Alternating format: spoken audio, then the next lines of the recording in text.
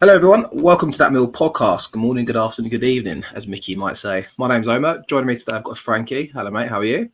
Very good mate, how are you? Not too shabby, thank you. A bit of a fanfare last couple of days and we're going to continue to lies on that and talk about it a bit more. But yeah, aside from that mate, we're all good. Let's just quickly give the intro and run everything else after the which. So yeah, all right, welcome back to That Millwall Podcast. And today's episode's one I think every Lions fan needs to hear. There's been a lot of noise lately, big names getting thrown about, big money, big dreams, and somewhere in the mix is our little football club. You've probably seen the stories. Turki Alalshikh, boxing supremo, Saudi bigwig, apparently taking an interest in Millwall. Some say it's exciting, others feel a bit uneasy. So we thought, before anyone makes their mind up, let's take a proper look. Not just the headlines, not the hype, just the facts. What's he done in football? Who's benefited? And who's been burned? There's no pun intended there, I promise. This ain't bit about fear-mongering or fantasising. It's about understanding what's real and what's best for our club going forward. So grab a beer or brew, sit back and stay with us because this one's worth your time. And while you're at it and whilst you're here, hit subscribe, share the pod, and let's run the intro. Language you don't usually hear on television. Millwall in London's Dockland. No one likes us, but we don't care. We're That Millwall Podcast. Loud every Friday night right here. Legends like Jimmy Abdul take a share in the kitchen too. Super Neil Harris a fucking legend too. Through the good times and the strife, we support the Lions all our life. This ain't no place for fan TV.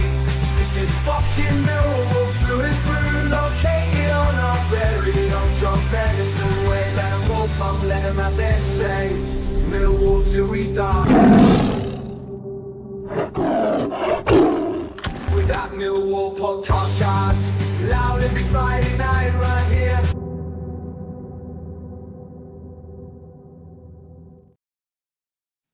Right then, let's get straight into it. Frankie, you weren't with me and Mickey the other night. So whilst I've got you, just take me through your initial reaction at the time of finding that news on Friday evening, mate, like everyone else. Or Thursday evening, should I say? Thursday evening, yeah. I think probably like all of you, mate. It was shock really. I think at first, he's quite a well-known figure these days, isn't he? Turki Alalshikh, and obviously because of boxing and stuff like that, but of various other sports. And when you see him liking Millwall post, my first reaction was that's a really good Photoshop. When you then check it out and find out it's legitimate, you think something is drastically off here. And there was about 15 minutes where I was incredibly excited and dreaming about us signing Jude Bellingham and winning Champions Leagues and becoming the biggest football club in the world, which didn't last particularly long, I've got to say. When you then start to think some more logistics around what that could look like long term. But yeah, I think shock's probably the word for it, mate. Yeah, I think you're spot on, to be honest. I mean, if anyone's not seen the last episode, firstly, be sure to check that out. I'm sure it'll be linked somewhere in the description below. But if you don't know who Turki Alalshikh is, I mentioned it in the prelude just there. He's a senior figure in Saudi Arabia. He's the General Entertainment Authority executive role he leads there, Frankie, for the Saudi state fund, basically. He's basically the man behind the mega boxing events that we've seen the last couple of years. Obviously, Fury Usyk, Canelo Crawford. He's a big name, isn't he? He's that kind of spearhead, I suppose. And obviously, as I mentioned in the last show, but I know you're big on your boxing, but he's brought the Warren and Hearn family together, hasn't he? More importantly. So I know that's the Saudi state, which is important to distinguish the difference between the two because it feels like it's consortium that's interested and he's involved in this consortium. But he's a big wig, isn't he, in the boxing world, isn't he, at the moment? Yeah, mate, and not just boxing. I did a bit of research into sort of the Riyadh events that they do every year now. And just looking at the last one, there was obviously countless World Championship boxing events. The Six Kings Slam tennis involving all big tennis stars, WWE, if that's your thing. PFL Mixed Martial Arts, UFC, Riyadh Snooker Championship, the African Football Super Cup, the Super Coppa Italiana, which is basically just a cup involved in a race here. Youth in Atlanta having a bit of a jolly up, getting a lot of money. Something very similar last year with Real, Barca, Atletico, and Osasuna, and then another competition where they got Inter Miami over for a weekend. So Messi and Ronaldo could have a kick about. I remember that actually. Yeah, it was a friendly game, wasn't it, or something, right? Yeah. I'm sure it made him a lot of money. I'm sure it gave him a lot of publicity. But there's been a lot, right? It's not just football, and they are sort of attacking sport, or being quite aggressive with sport is probably a better terminology, to try and boost the Saudi Arabian PR globally, I guess. There was quite an isolated country for a long, long time. And now they're changing a little bit of tack to try and become more sort of forward thinking. And I think sport's probably been their medium to do so.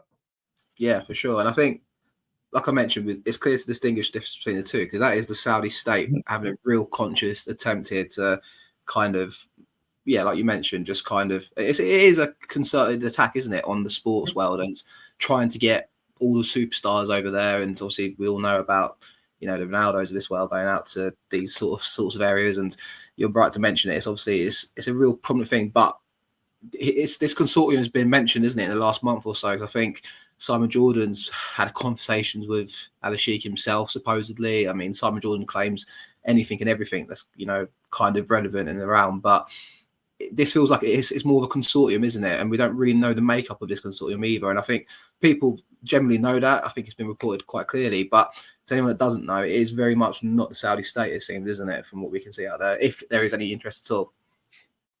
Yeah, 100%. And if you, I guess we'll get into this a bit more later down when we start talking about his other footballing ventures, but it feels like we're much more in line with what he would be trying to do with Almeria out in Spain, with various degrees of success, I guess. And it's to sort of squash any dreams straight off the bat. If we think we're going to be the new Newcastle City PSG, we are absolutely not. He's an incredibly wealthy individual. I think his net worth is around 2.4 billion or something like that. But who actually really knows? I think the Newcastle owns a 1.4 trillion. It's not the same.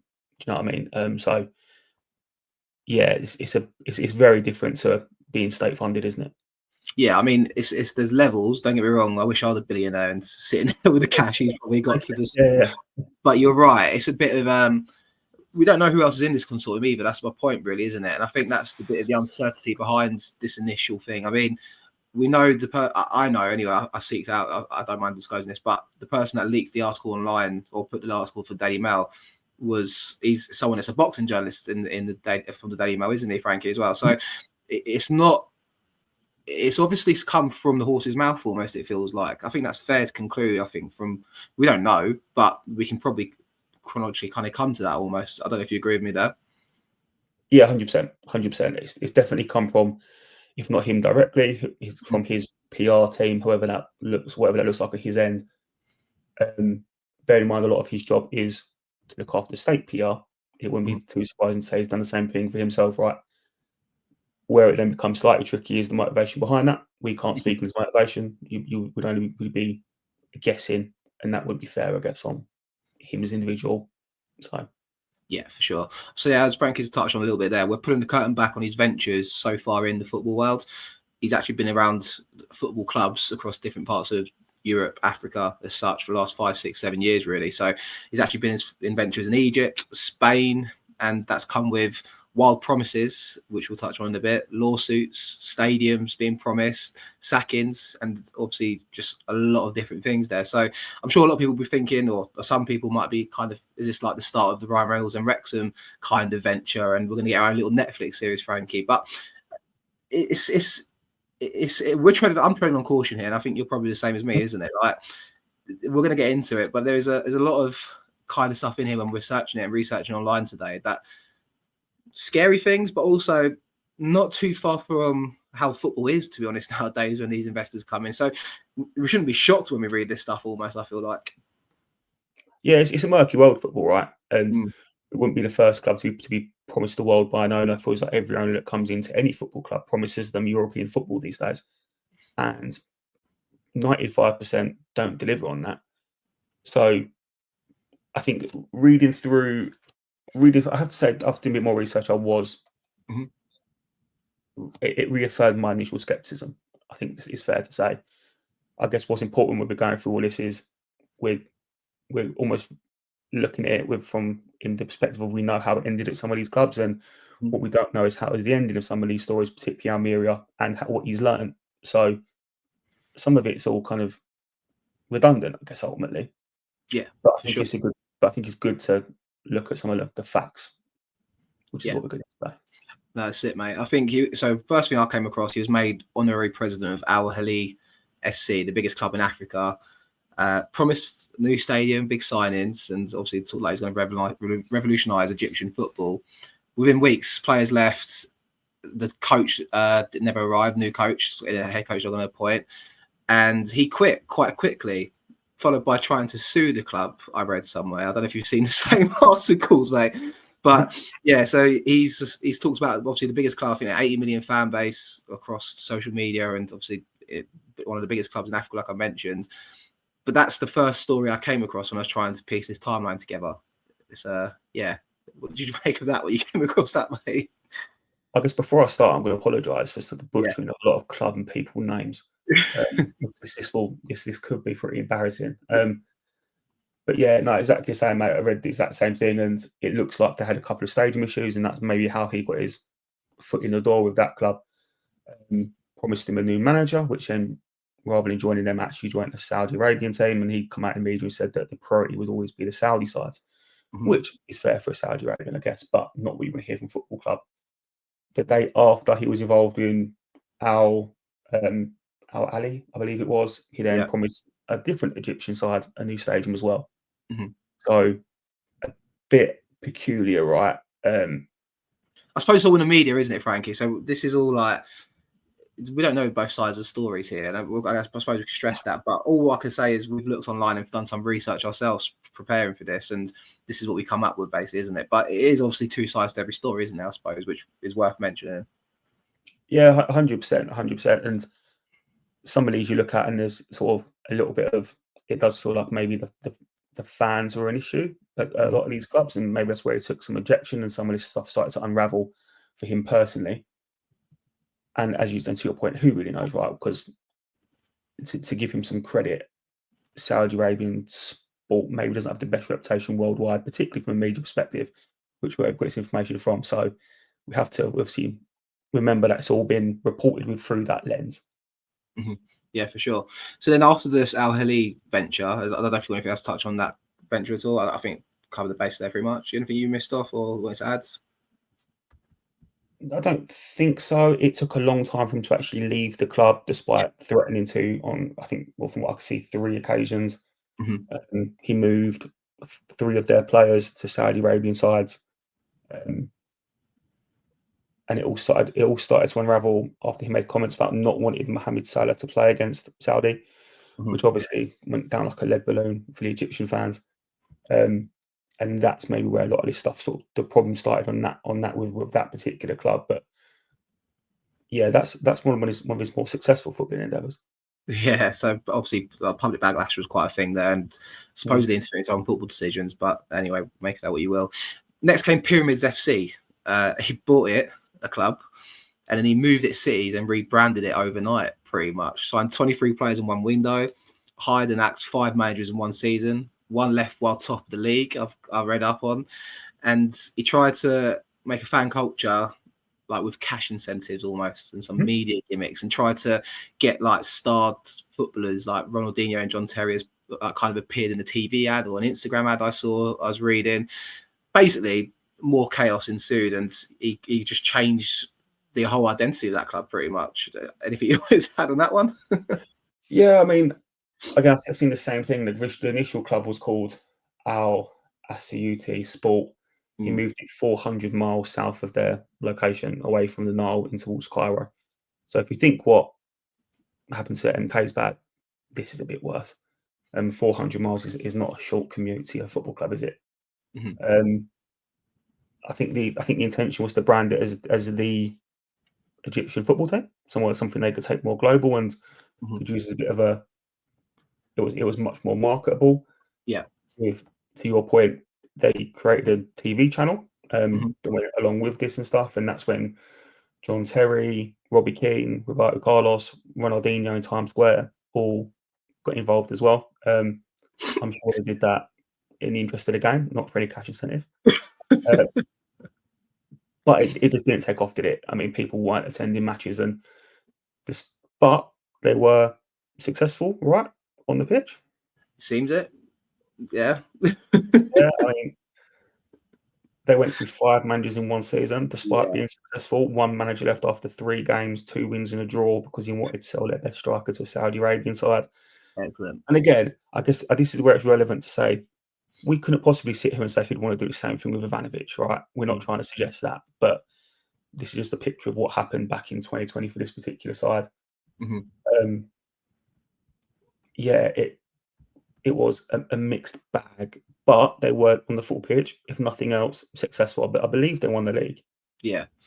We don't know the nature of the competition and what kind of, he spent 33 million euros, I've read, in that season. So, like I said, he signed 23 players, like you mentioned, and he moved the club, and basically they're playing games with no fans. Like you said, they moved them 400 miles and kind of uprooted everything. And look, across the world, it's probably very different, and he can get away with doing stuff like that. We never foresee this sort of stuff happening, but these are the stories when you look online. Again, I need to stress that. Like, I thought, let's have a dig, and then that's the first things that come up pretty much. Like Pyramids FC, just what's that about? Pyramids FC, Frankie, you get behind that? Thought Manchester would be good with them, I reckon. I don't really know how we could rebrand Pyramids to be Bermondsey related, to be honest with you. We haven't got any massive, other than the chimney next to the ground. I don't think there's any major landmarks that he could get involved in. What could you do? You could do maybe Manzies FC, mate. That'll do, right? Yeah, why not? Fuck it. Other pie and mash shops are available, just for the record. But yeah, I think that was another venture that just on the eye just seemed quite crazy. And then a bit of a mixed story followed with Almeria, didn't they, in Spain? So he bought in 2019 for 20 million euros, invested in infrastructure, stadium upgrades, imported a new manager. I also need to touch on, apparently during the COVID response, he was quite, charitable, donated to local hospitals. He was kind of trying to really make a go of it, but then followed a cycle of managers, and on the pitch, they never quite sustained that La Liga survival they wanted. And he actually left as recently as a few weeks ago, if I'm not mistaken. No, he wasn't. Or was it? When did he? I'm really struggling to find anything concrete to say if he's left or not. To be honest, I saw in the Daily Mail that he recently stepped down, but to actually sort of fact check that, I've not been able to. Prove or disprove. So who actually knows? And we didn't touch on it earlier, but it seems to be a bit of a recurring theme that happened several times with Al Ali, where he said he left, then didn't, then come back, then left. So is he there? Is he not? How have you been these days? Here. Well, this is good to talk about actually, because a lot of people ran with the idea that it's been reported as he's looking to invest in Millwall. It seems the club pushed it back from what you can see online. Richard Cowley, John Kelly, everyone's come out, and I think even the Daily Mail's in their article that Millwall have knocked back the approach. But people are jumping on this idea that it's an investment, so there's a world where Berylson can still remain majority in control, and maybe I think the Berylson family own 93% of the club, basically. So then the idea there is that he could take maybe 23% and have a minority stake in the club. But from what you read about this fellow and see online, it's that whole kind of Wolf of Wall Street theme of I'm not leaving. I think you're almost like if this fella's if this was to magically happen, I don't see a world basically where I'm coming to of he exists as a minority shareholder and there's no disruption basically, and I don't see James Berylson being happy with that either. I can't comment on his behalf, but I don't see a world where it works and makes sense. Do you know what I mean? No. And this is a guy that doesn't seem to like sit in the background. He wants to be involved. He's quite forthcoming. He's an entertainment mogul out in the country he lives in. So in that part of the world, he's not going to sit in the background, particularly when you're investing hundreds and hundreds of million. Why would you? My personal point of view, if this is the route he's going down, it'll probably be because it helps to circumvent some of the FA's really strict fit and proper owners tests if you're an investor rather than an owner. So that could be part of the motive. Again, that's just me speculating. Couldn't say that for a fact. Yeah. But yeah, there's no way in hell he'd want to invest without being the public figure. And if you look at like Man United as an example, Jim Ratcliffe is a minority owner in Man United. He owns that football club. He runs that football club. Makes every decision. I think he would want something probably quite similar. Yeah, exactly. I don't. You're right to point out, like in the boxing world as well, he's very front of the show. Likes to be involved in press conferences. He's always sitting right ringside, so the camera's pointed at him. he's and you he's know really been successful at it. yeah. He's brought us the biggest fights we never thought we'd see.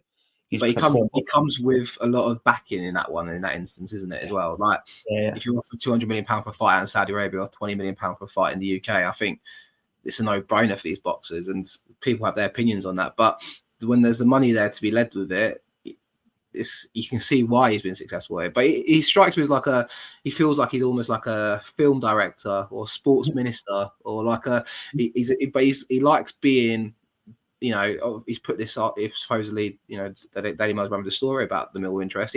He likes his name being out there, and I followed his Instagram because of the whole thing that he done. But he's posting loads of pictures of himself being at events, and he loves himself, is what I'm trying to say. Which is nothing wrong with that.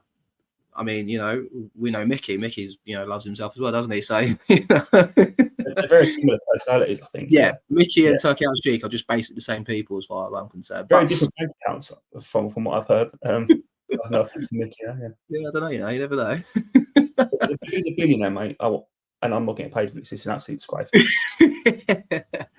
But yeah, my point is, like, he's an extrovert, isn't he? He's a very out there person, and he's very loud about what he does, is what I'm trying to get at. Yeah, 100%. He's not a fly on the wall, is he? He's a personality. He spends a lot of money, and you know, and I mean, we've obviously been quite, I don't say critical, but quite matter of fact about some of the failings he's had in sports so far. He's been extremely successful in other endeavors, and you have to bear that in mind as well, and give that it's the same level of consideration as we are what he did with Al Ali, you know.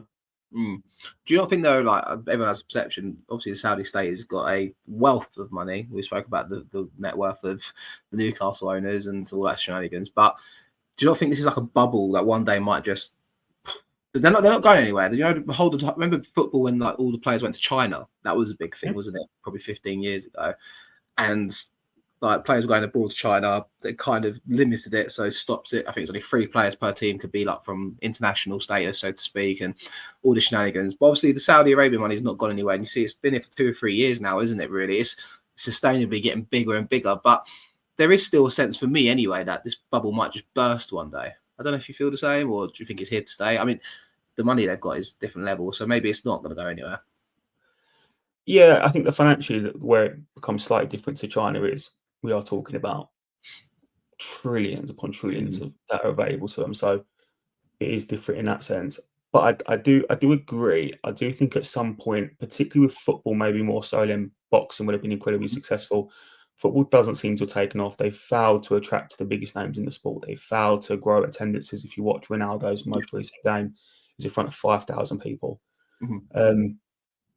They've largely failed in that sense. If you look at other endeavours, sort of with Qatar and PSG, largely been a failure. That could change in a week's time. I think Saudi have a World Cup now in 2034. Yes. And you, again, if I was to speculate, how much interest are they going to have after that date once they've seemingly got what they wanted, would be my concern. Well, maybe not my concern, it's my observation. Yeah, because from my point of view, it's the most expensive, almost unstable thing and PR-led world of the Saudi and football. I guess they're looking to try and make it stable by that happening in 2034 and then seeing where it goes afterwards. But I, for one, just don't see that happening, to be honest. But what I'm trying to get at is why does this all matter to Millwall? And, you know, I guess, you know, we're not going to get the Ryan Reynolds kind of headlines, are we? This imagine he came as the owner of Millwall. Can you imagine the PR storm that comes with it? And I mean, we saw some of just a small factor of it. I guess we preached and no one likes us, we don't care. And I'll stick by that and take that to my grave happily. But this would be just a different level, wouldn't it? If this ever was to ever happen. Yeah.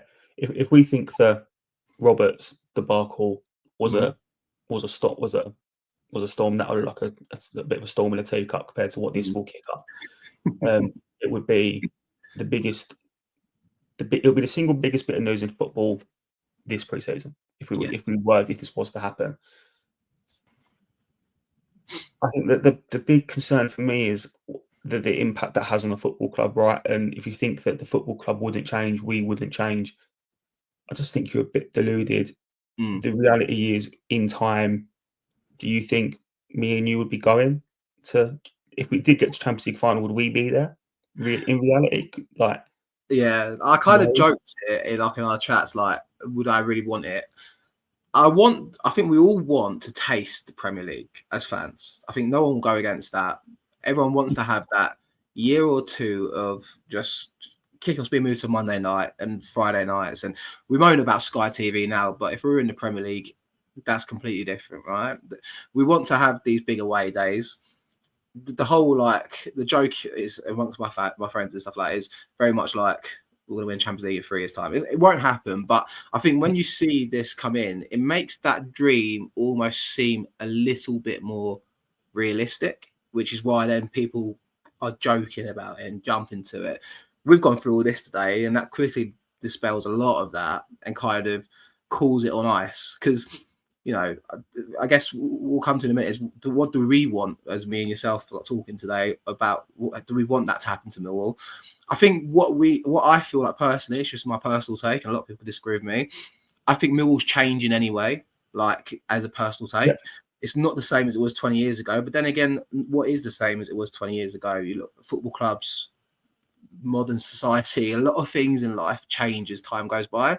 This would accelerate a change that will happen regardless, I feel like, personally. If Millwall was to get successful by doing what we're doing with James Berylson, I'm not saying James Berylson is trying to change our club. Not at all.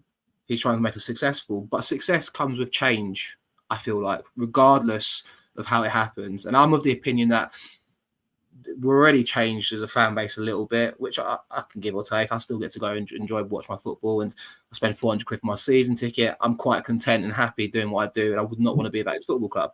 If this happened, it's accelerate on steroids. So maybe instead of it happening in 30 years' time, it might happen in 5 years' time or 10 years' time. That's how I feel. I feel like a lot of people say, what will happen to the club? It will change. I feel like it will fast forward the inevitable, because I feel like there will be a world one day where Millwall doesn't mean what Millwall means to me now. Do you know what I mean? Yeah, and I think it's important to remember that that's almost the best case scenario, mate. The best case scenario is we are incredibly successful. We don't really recognise it from what it is now. From what we've seen today, there's a hell of a lot of scenarios in between that on this spectrum where it ends up a hell of a lot worse. Yes. Again, who we'd say would end up, we couldn't possibly speculate on that. I think the thing for me is, I completely agree. I think the club is changing. I think the club's evolving, whether you like it or not, whether we think it's the right direction or it's evolving. This wouldn't be an evolution, this would be a revolution. And I'm not sure I'd like that. But, and I think with a lot of these things, I do want to get to the Premier League. I'm incredibly jealous watching Crystal Palace fans the other day winning the FA Cup and celebrate. I'm not going to bullshit that. We were all jealous, right? And and look at clubs doing well in Europe, and like Tottenham the other day in the Europa League and stuff. And you think to yourself, I wouldn't mind a taste of a Conference League, you know. That's why I say it though, Frankie, because I think that's what, when we see this link, it's like it almost makes that more realistic. But I think that with a lot of these things, sometimes the journey is better than the destination. And I think I would like us to do it organically in a Millwall way, stand true to who we are as much as we can. And I know that's never going to happen. That's largely impossible. But if we can just improve naturally, and even if that means this never happens in our lifetime, but my kids get to see it, that's all right. That's fine. 100%. I'd much rather that than us sitting there in 10 years' time being like, look at all this shit we've won. Look at all these places you've been to. But you have cheated, didn't you? Yeah, I watched the overlap quite a lot, and they do this fan debate stuff. And I don't think anyone's seen it, but I'd recommend they go and watch it. It's quite cool. But there was a Liverpool fan talking about how this Sunday, tomorrow, we're recording on Saturday night here, his son doesn't have a season ticket. They've got 27,000 season ticket holders, and it's capped. It's a 60,000 seat stadium, right? So they make money from having 4,000 or 5,000 away fans, and the rest is split between 13,000 corporate and hospitality and 13,000 match day goers. Now, what clubs a lot of this level do now is they box even the normal seats into go to a hospitality 2 miles away, sit there, have your hospitality, meet a legend, and a seat that costs 70 quid now costs 600 quid. Like, you should bang the package, and then these people come up from America, Asia, everywhere and anywhere. And that's and his boy is going to the game on Sunday. He managed to get a ticket, but he's not going to be sitting next to his dad when they lift the trophy and stuff like that. Like, that is a real life example of what you just touched on there. And I'm going to call you Frankie Shakespeare from now on, because that was just like, that was Wordsmith-esque, mate. Like, it was true. You're right. Like, I always joke, like, when you talk about it, it's like the ups make the downs worse, the downs make the ups better, right? And that's the journey, isn't it? That is it in a nutshell. Like, that's why we do it. Like, when you have them successes, you go to Swansea and you win the 90th minute, that's success for us. Do you know what I mean? That's the kind of things we enjoy as fans, isn't it? And that sort of thing would be taken away from us if this kind of thing was to come around, almost, I feel like. And I couldn't see a world where I liked doing what I do with Mill. And that's almost why sometimes I joke, I just want one season in the Premier League, because the Premier League changes. There's this whole talk about, they might make a game 39 in the Premier League. So the 39th game of the season we played abroad and in America. So they have the full 10 fixtures played in the States. That's not what I want for my football club. Do you know what I mean? And that's the sort of thing where I go, just one season, I get to go all 38 games, tick it off. And if you want us to get to the FA Cup final again and we get to manage to get another European adventure, I'm quite happy going Mercia in pre-season. I'll take it. Do you know what I mean? But of course we want more. And like, people say, why do you support Millwall for then? Don't you want them to do well? Of course I do. But I also want to be able to go to football with my mates, enjoy myself, go to an away day and have a drink with my pals. Do you know what I mean? So it's like, that's it, isn't it? Exactly that, mate. Millwall for me is, and you can start getting philosophical, start talking about heart and soul of football club, right? And will they rip it out? And I think that a fair challenge for that was the heart and soul of football clubs is the fans, and that's largely up to us if we let them do that. Millwall for me is going with my brother and sister and spending time with them. It's meeting up with people like yourself before and talking shit about Amaku. Do you know what I mean? That's what Millwall is, and it's part of the experience is watching us lose games, and that pain then makes all the winning so good. Once you start stripping that away, you've got faces you don't recognise, media coverage that isn't organic and stuff, and I'm just not sure that would then ever be Millwall again. And if you think that eventually there wouldn't be a badge change, a stadium change, a move to a different part of London potentially, I just think maybe you're not being particularly honest with yourself that this is the reality. And don't get me wrong, just to sort of fly in the face of all of that, if you look at what he's done in Almeria, again, to be more balanced, because that probably was one of his more successful endeavours. Got them promoted, spent 2 years in La Liga, spent a lot of money, really well. People like Darwin Núñez, a marquee signing before he eventually went to Benfica and Liverpool. Eventually, they got relegated though, and it was too much. If you look in the last 2 years, season before last, his first year in La Liga, they actually made a profit. If you look at their income is now going to about £300,000. The year after that, they made a profit of 5 million in terms of incomes and outgoings. They've sort of not actually invested that much money at all in terms of transfers. And I know that we're comparing apples and oranges, because La Liga 2 is not like the Championship. Millwall, whether we like to admit it or not, our income is probably more than most La Liga sides because of how their TV deal was negotiated. So there is potential for him with Millwall to be more successful, I guess, than he has been previously. Even if he is, I'm not sure that's a bit of me, mate. No, and I've already sort of resigned myself to, this might sound dramatic, but in 10 years' time, then when I start getting bored of it, who am I going to support instead? You know, it will. I've already got the app for that Bromley podcast. So that's it's true though, and then the love of what I have Mill now wouldn't be what it was. And you're right. And I think more importantly, I think what we need to touch on here, and there might be another show to follow on this maybe later in the week, just to give a little maybe teaser to that. But through all of this, there is still the Berylson family that remains a very much part of this football club, mate. And let's have it right. While the rumours fly around and the papers write these takeover words and back the investment, Millwall Football Club has not made a single comment. And from what you see and read, the Berylson family want to remain very much in charge of this football club, right?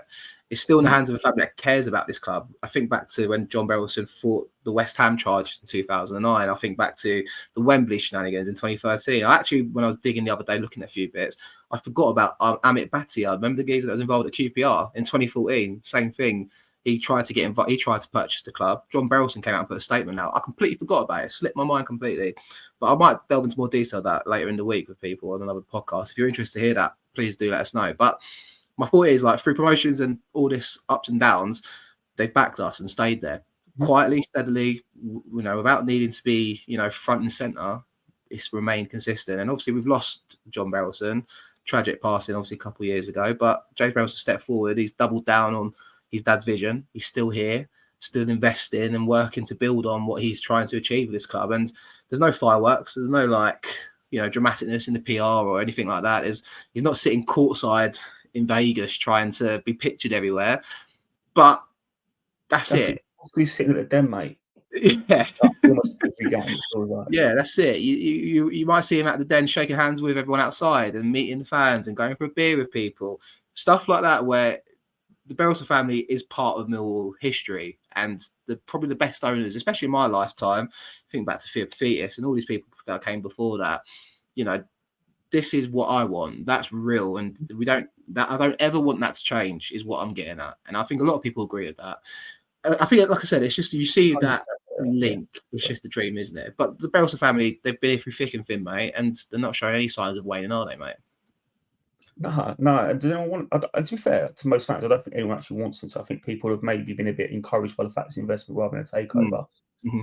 People appreciate what Berylsons have done, and I'm personally relieved that they still seem to be so committed to as they were. What was it, 15 years ago when John actually took over? I can't remember now exactly how long. Mm-hmm. I just think for me there is obviously the huge potential. This could be spectacular, and we could go on to be the most successful club in world football. And it could be mental, and we could have a couple of really fun years rubbing it in the faces of Charlton, West Ham, Palace as we just overtake them all rapidly. Mm-hmm. But there's also a degree of like that might happen, it might not, and what could we potentially lose? And you think to yourself, what we currently have now is like we own the ground. So we don't own the ground. We've got a long-term lease on the ground. We own the training ground. We've got a training ground project that's really exciting. That like a state-of-the-art training ground. We've got an academy that works. We've got a first team that's competing in the championship more consistently than we haven't any time in our club's history. Mm-hmm. We're breaking our transfer records every single transfer window for the last 3-4 transfers, that sort of windows that we've had. Yeah, it's not bad, is it? And like it's good, and the Berylsons are doing a fantastic job. And if this is our lot for my life, I'm all right with that. To your point, I'd love a year. I'd love to dream. I'd love an FA Cup final. I'd love it all. But I'd love it more if we could do it with the Berylsons. I'd love it more if we could sit and talk about John and the journey. We could talk about how Jimmy's done his sort of delivered on his father's legacy. Mm-hmm. I'd love all that a lot more than doing it with Bellingham centre midfield. Yeah, 100. Yeah, no, you're spot on, mate. I think that's probably the best way to call time on this show today, anyway. And I think, like I said, we might delve more into the story of the Berylson family and stuff. And I think it's good to look back as well and look at the last 20 years, because it's nearly 2 decades now, isn't it? I think Berylson got involved late 2006, I'm going to say. I could be wrong with that. Maybe early 2007. But there's a whole story about how I think he looked around a few London clubs and stuff and has spoken about, but he settled on Millwall. So anyway, Frankie, thanks for joining me tonight anyway, mate. No, it's been a pleasure, mate. Enjoyed that. Yeah, of course, me too. And so that is a wrap on this one. We've looked at Turkey's football ventures, the ambition, the chaos, and the lessons and the madness that came with that. And whether this Millwall talk turns into something real or not, one thing's for clear: our identity of Millwall should always remain as it is, anyway. Nonetheless, so credit to the club and obviously to the Berylson family. We're here. This is our football club, and this is a time for, I think, remembering that whilst all this madness is going on as well. So if today's giving you something to think about, do let us know. Tweet us, comment in this video, like the video if you've enjoyed, and and join us next time. And we keep doing what we do, and that's talk about Millwall and Natterong for hours and hours, talking absolute bollocks. Oh, giddy up and get away. Oh, we're going Millwall and we're going today. Here we go, rocking all over the dance.